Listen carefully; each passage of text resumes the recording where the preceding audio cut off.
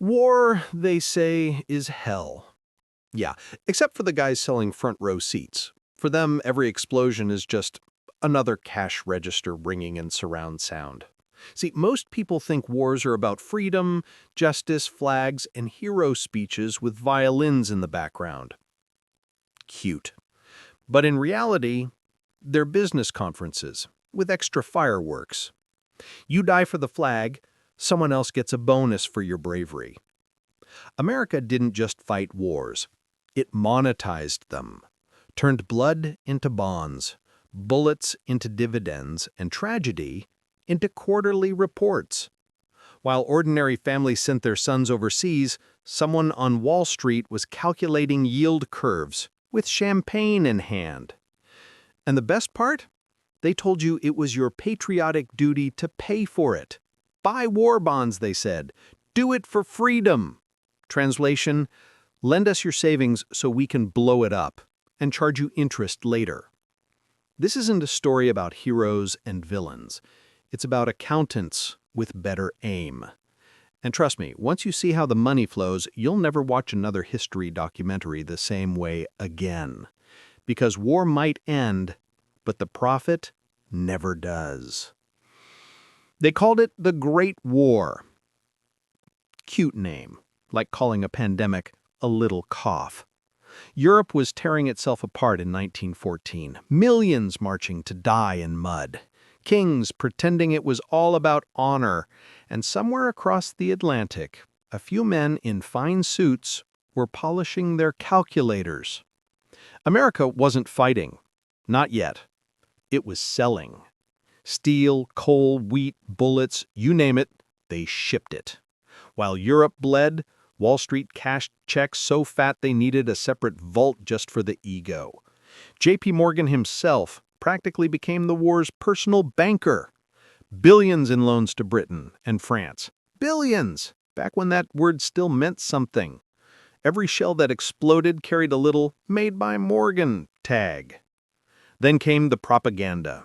Uncle Sam pointing, posters screaming, "Buy Liberty bonds." Patriotism for sale, one coupon at a time. Even kids were saving pennies for thrift stamps. Adorable, really. A nation funding its own destruction like a crowdfunding campaign for carnage. And through it all, the machine purred. America discovered something beautiful and terrible. You don't have to die in war to win it. You just have to invoice it. World War I, the prototype. Europe lit the match, America sold the candles, the kerosene, and the invoice book. In 1914, the Great War chewed through men and money like a broken grinder. And from across the Atlantic, Wall Street smiled politely and offered financing with a bow. J.P. Morgan didn't just help Britain and France, he practically became their personal shopper. Wheat, steel, coal, copper, powder. Swipe here, sign there, we'll tack on interest and call it defending civilization.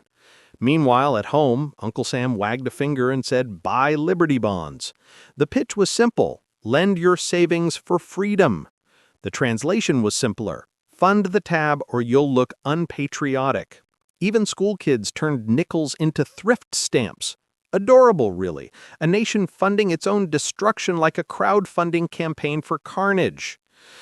And through it all, the machine purred.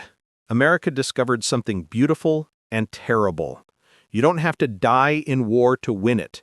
You just have to invoice it. World War II, the sequel that sold out. They called it the Arsenal of Democracy. Cute slogan, killer margins. Before Pearl Harbor, U.S. factories were already humming like a jackpot slot machine. Assembly lines flipping from Buicks to bombers, fridges to fighters with all the patriotic varnish a press release could buy.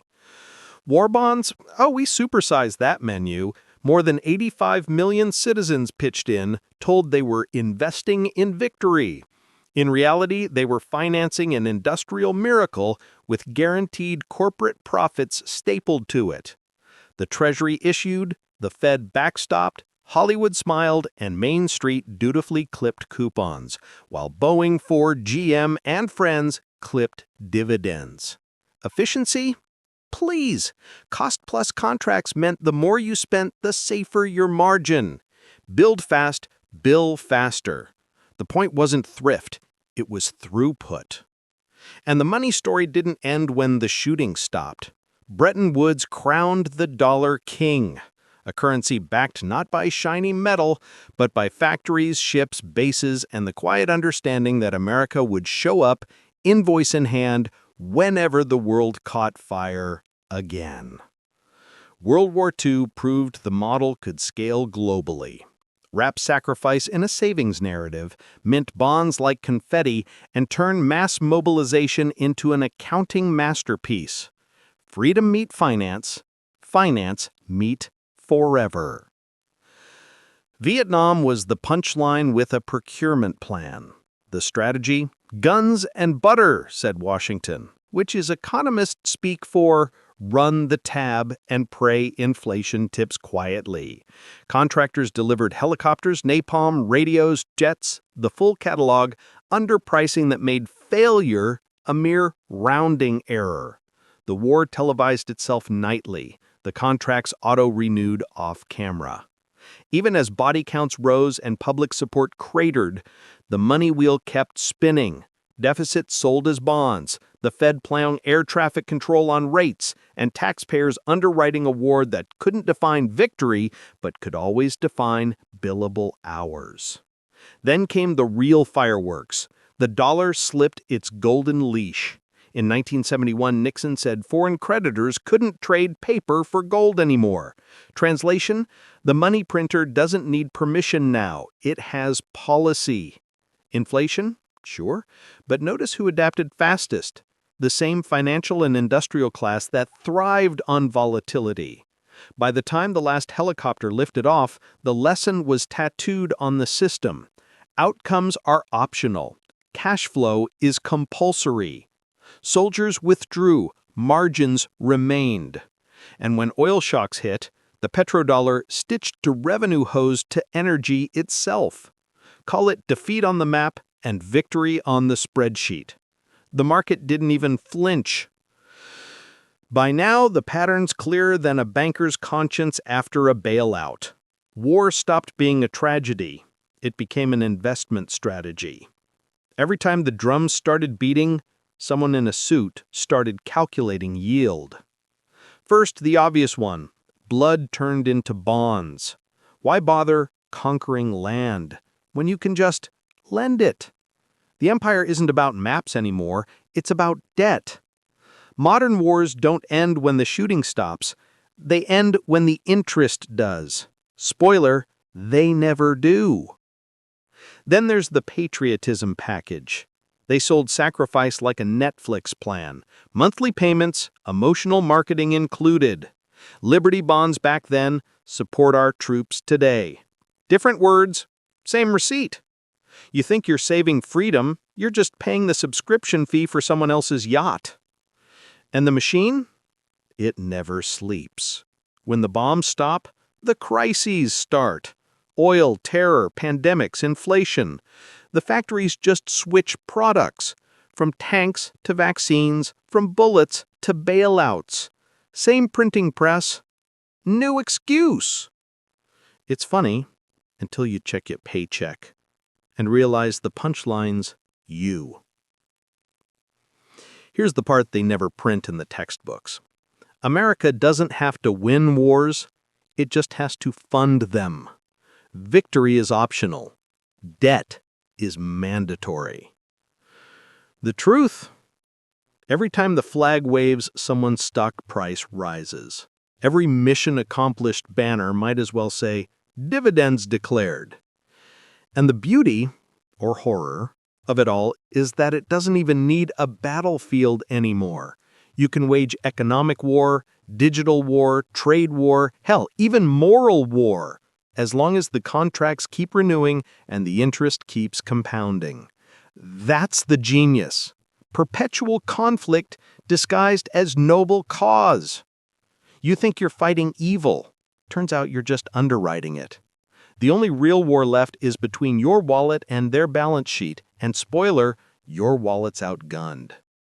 Every empire eventually learns this trick, but America turned it into a franchise. Because when war becomes business, peace becomes bad for business. And you can almost hear the bankers whisper, "Don't worry, there's always another crisis coming." And damn, they're never wrong. So, what's the moral here? That war is evil? Please, that's entry-level wisdom. The real lesson is simpler, nastier, and way more expensive. Money doesn't follow morals. It hires them. Every conflict, every defense budget, every heroic speech on TV is just financial foreplay for the same old system. You bleed, they bill. You get flags and funerals, they get bonuses and bailouts. And somehow, they still call it patriotism.